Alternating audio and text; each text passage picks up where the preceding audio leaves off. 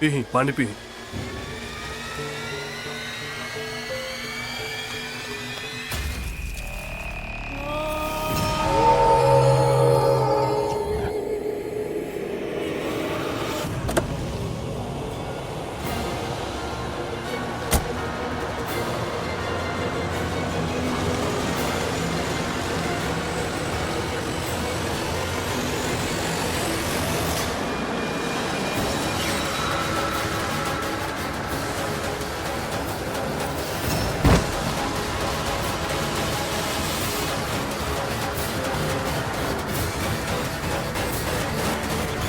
तो हम का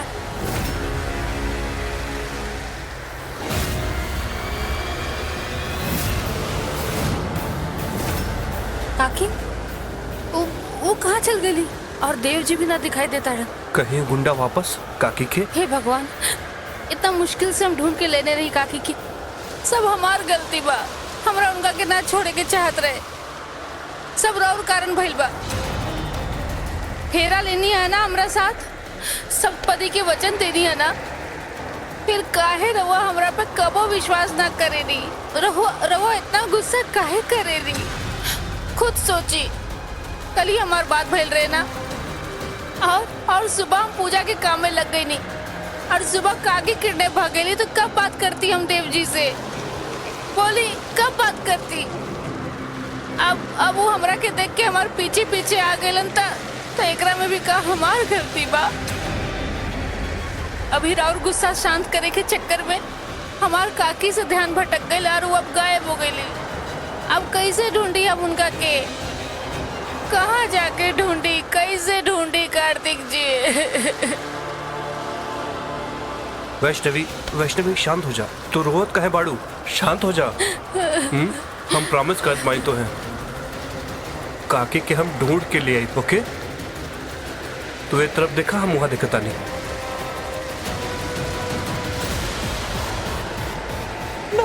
बचावा। ई का नट होता मैया? का प्रकृति के सारा नियम हमनी पे लागू होता? कृतिका माता पे कुछ नहीं। जब हमनी के अपना दिव्य रूप में पृथ्वी पे ना जा सकेनी, तब कृतिका माता कैसे अपन सीमा लांग सकेली? ये तो कृतिकायन का कृत्य है। जौन नियम से हम देवी देवता बंधल हैं, हम ओके ना मानिला। और रवो ही तो कहेलिन सृष्टि कि भगवान का शक्ति ओके भक्तन में ही होला, यानी भक्ति ही शक्ति है। तला हमार भी एक भक्त है जौन हमार भक्ति करे खातिर तैयार हो गई है, और ओकर शत्रु रउआ का प्यारी बिटिया वैष्णवी है। इत सोना पे सुहागा हो गई, और अब हम हमार भक्त का सहायता था हर मार्ग पे करब। देखिए अपन बिटिया की सृष्टि कैसे बेचारी बनल अपन नानी के देखा था। अब तक तो हम मनुष्य के चित्त वृत्तियन के अपन बस में करत रहली, और उससे वैष्णवी के जीवन के हम कांटा से भर देले रहली। लेकिन अब तो हम 5 तत्व का भी अपन आवश्यकता के अनुसार ही उपयोग करब, और ना रउआ का बिटिया कुछ कर पाए और ना ही रउआ। वो तो समय ही बताई माते। इस समय पृथ्वी लोक पे शक्ति के 9 स्वरूप के पूरा श्रद्धा, भक्ति और उत्साह के साथ पूजल जाता। रउआ तो का समस्त ब्रह्मांड के कौनो शक्ति नव दुर्गा के शक्ति के सामने छीन है।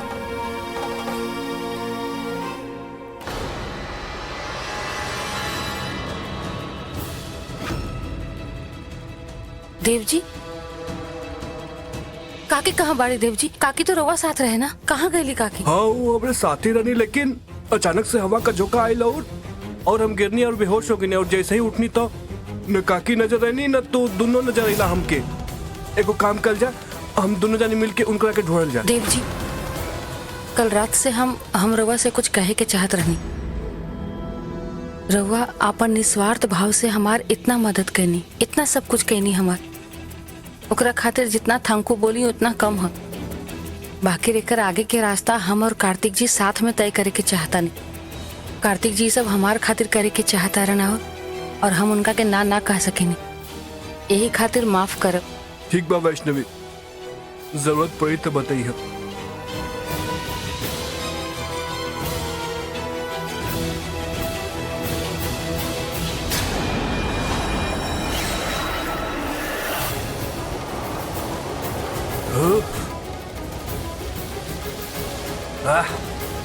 आंधी की आड़ में केहू काकी के उठावल चाहत बा के भाई है?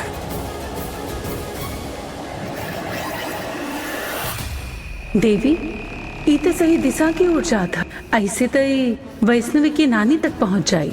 इतना सरलता से ना पहुंचे देव देवी।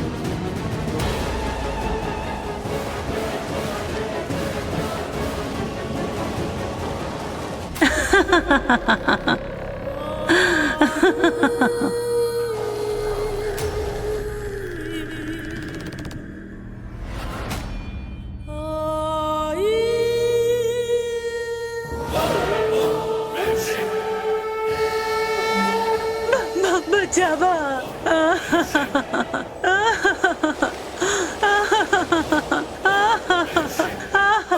बचावा, बचावा।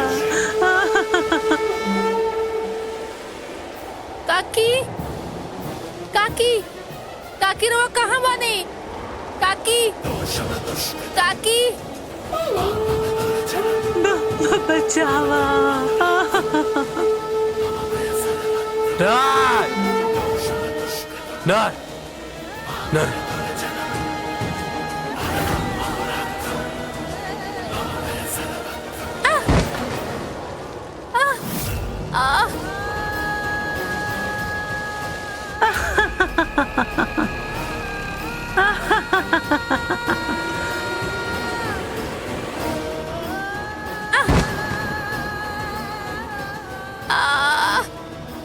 मैया, मैया हमार सहायता करी मैया।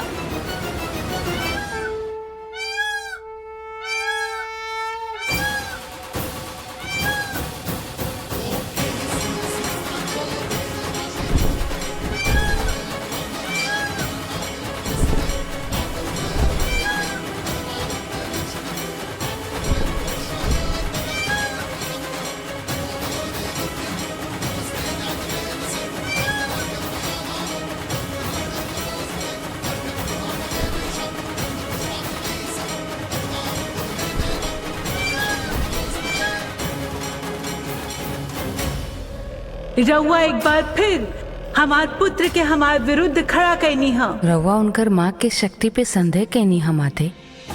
हमरा के कुछ कहे के आवश्यकता ही नहीं खे। अपन माँ के मान तो रखबे करब ना। ऊ माँ के जे सत्य और अच्छाई के साथ बानी।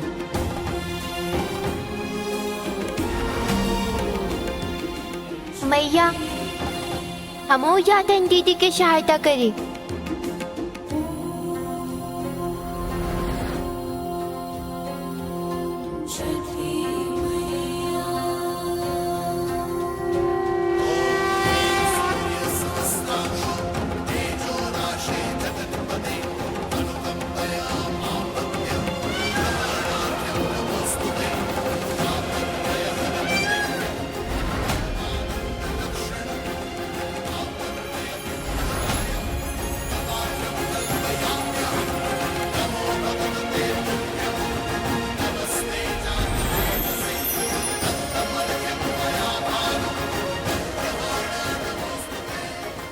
भैया जी, भैया जी रुकी। भैया जी, भैया जी, भैया जी प्लीज हमार मदद करी भैया जी। उहे तो करे आयल बानी दीदी, चला हमरे साथ। उहे करे के आयल बानी मतलब के बानी रहुआ? इस संसार में हर एक संतान छठी मैया खातिर उनकर अपन बच्चा हुए तो समझ ला, हमरा के भी हुए मैया भेजले बाड़ी। रवा के मदद खातिर दीदी चली आई।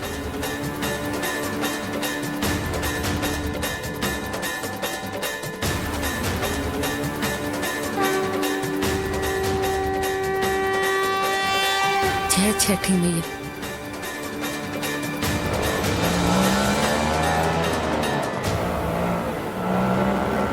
राहुल आशीर्वाद से सहायता तो मिल गई मैया। बस काकी ठीक रहे, इतना कृपा बनाए रखब। आवाज तो हर तरफ से आवत बा, का करी हम? कुछ समझ में ना आवत। जब कबो समझ में ना आए कि का करे के बा, तो हम अपन आंख बंद करके छठी मैया से पूछ लेनी, वही सही दिशा दिखा देवेली।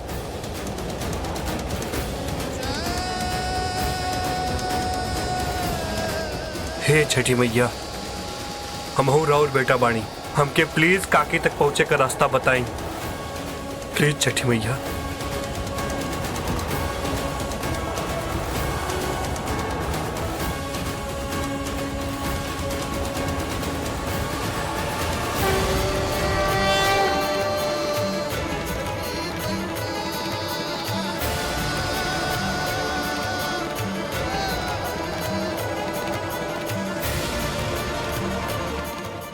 दिल कुछ और कहत बार और दिमाग कुछ और। हमके वो तरफ जाए के चाहिए।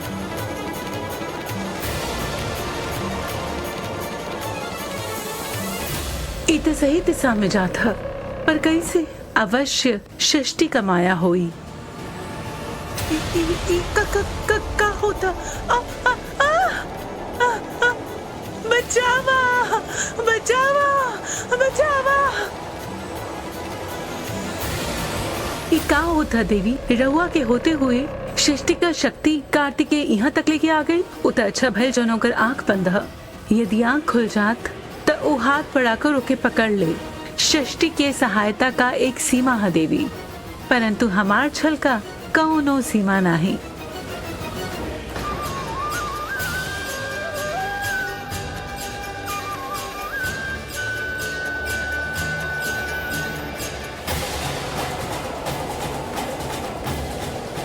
कार्तिक जी बचाई हमरा के, कहाँ बाने रहुआ कार्तिक जी?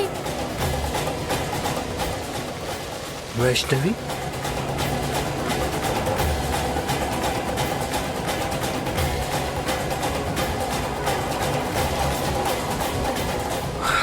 वैष्णवी, वैष्णवी,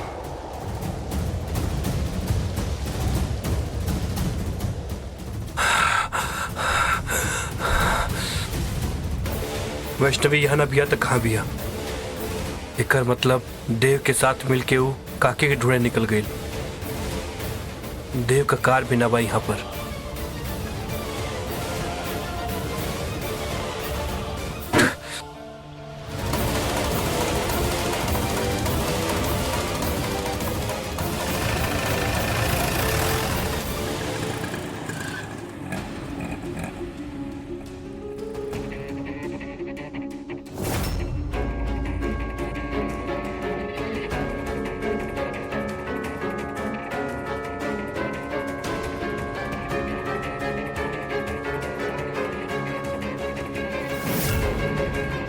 केकर घर है?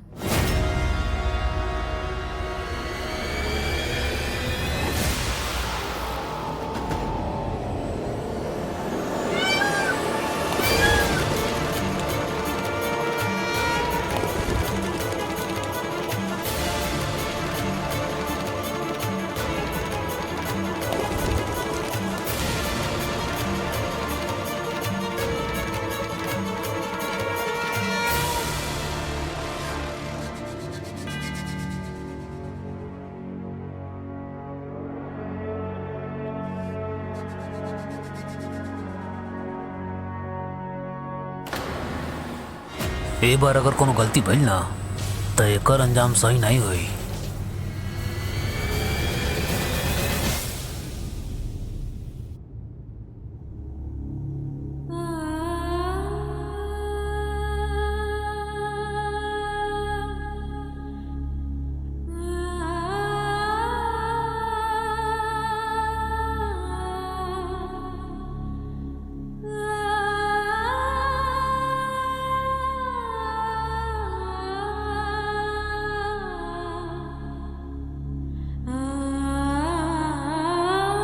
मैया यहाँ भेजले बाड़ी तो अवश्य कोई सुराग मिली।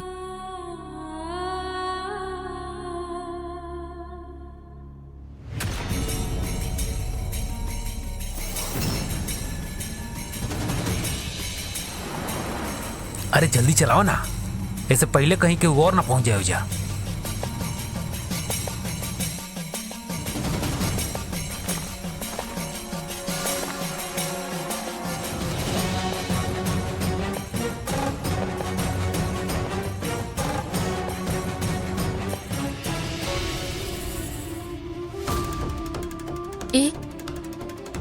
एकर मतलब एक काकी के घर आ।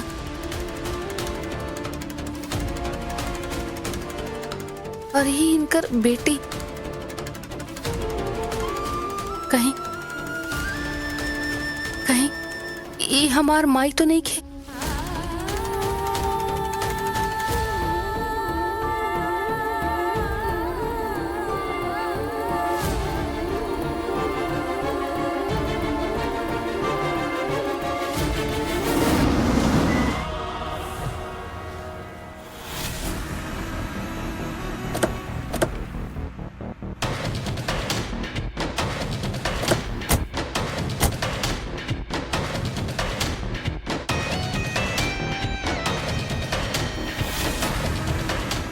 ए घर के आग लगा दो। हमरे तक पहुंच सके ऐसा कोनो सबूत बचे के नहीं चाहिए। और केहू अंदर रहल तो भैया जी? अगर केहू अंदर होके तो हो के अंदर एक साथे जला दिया, चाहे वो बुढ़िया होके या कार्तिक चाहे वैष्णवी।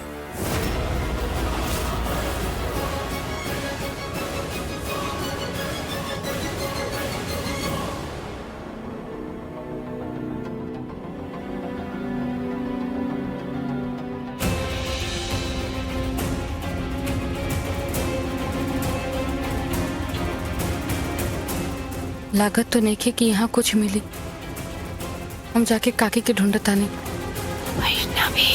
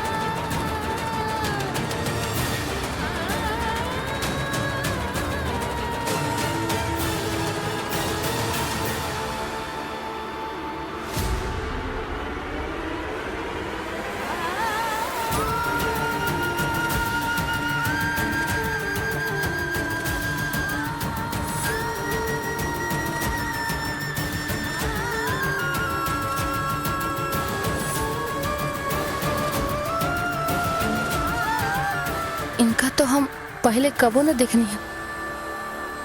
फिर इनका चेहरा इतना जानल पहचानल काहे लगता।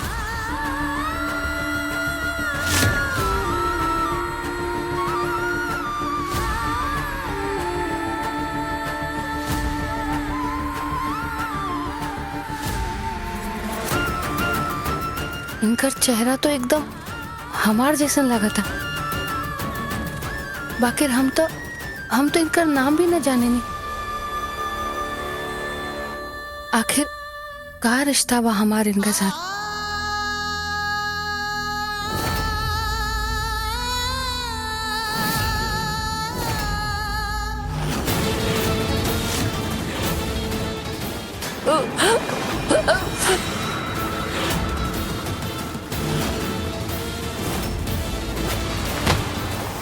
जासूस बने खातिर बस शौक नहीं, दम भी होके के चाहिए। ए पर सिग्नेचर कोनो मालती वर्मा के बा। अरे हमारी जमीन के पेपर आई आ दस्तखत तो इंसान के है जैसे खरीद ले हम। हमार गुड़िया मार डलस, हमार बेटी के मार डलस।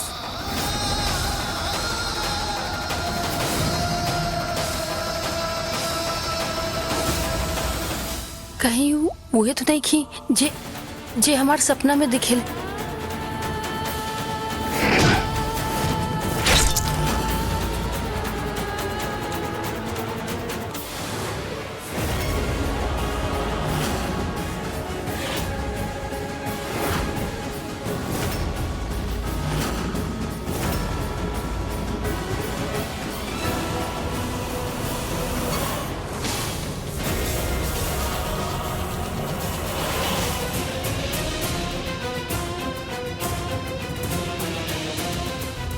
यहाँ ले कैसे पहुंच गई।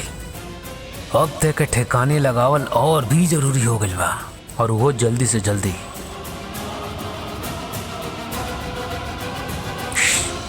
हो जा, रुक, गमछा दे।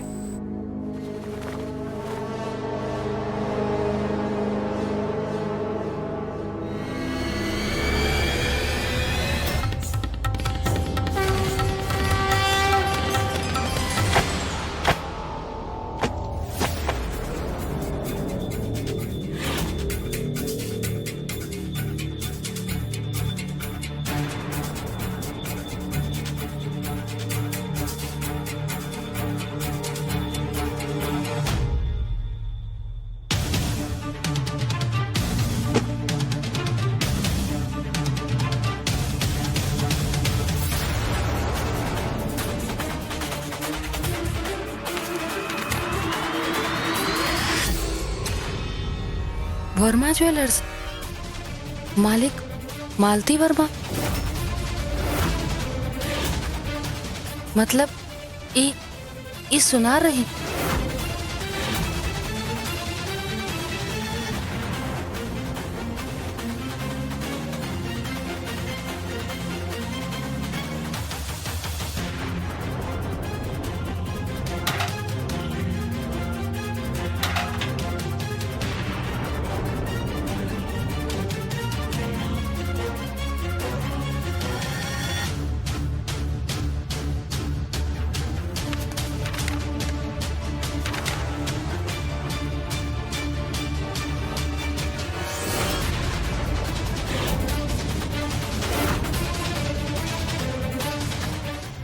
फोटो में तो अच्छा खासा अमीर लगता रही, तो फिर काकी ऐसन झोपड़ी में काहे रहता रही?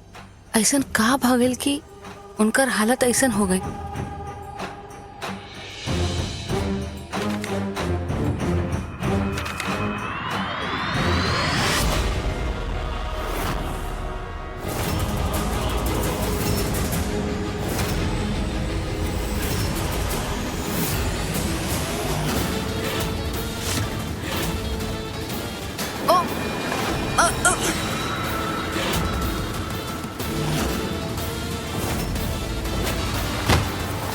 जासूस बने खातिर बस शौक ना ही, दम भी होके के चाहिए।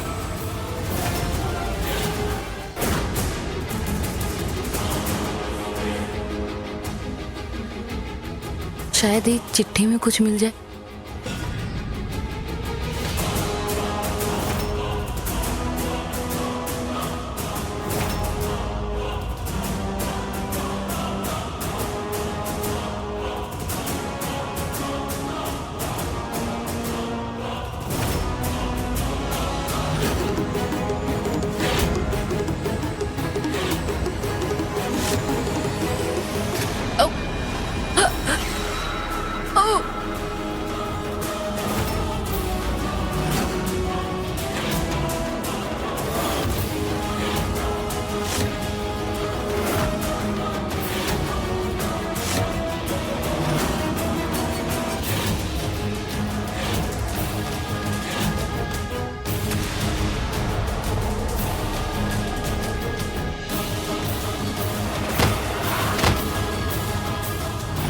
जासूस बने खातिर बस शौक ना ही, दम भी होके के चाहिए।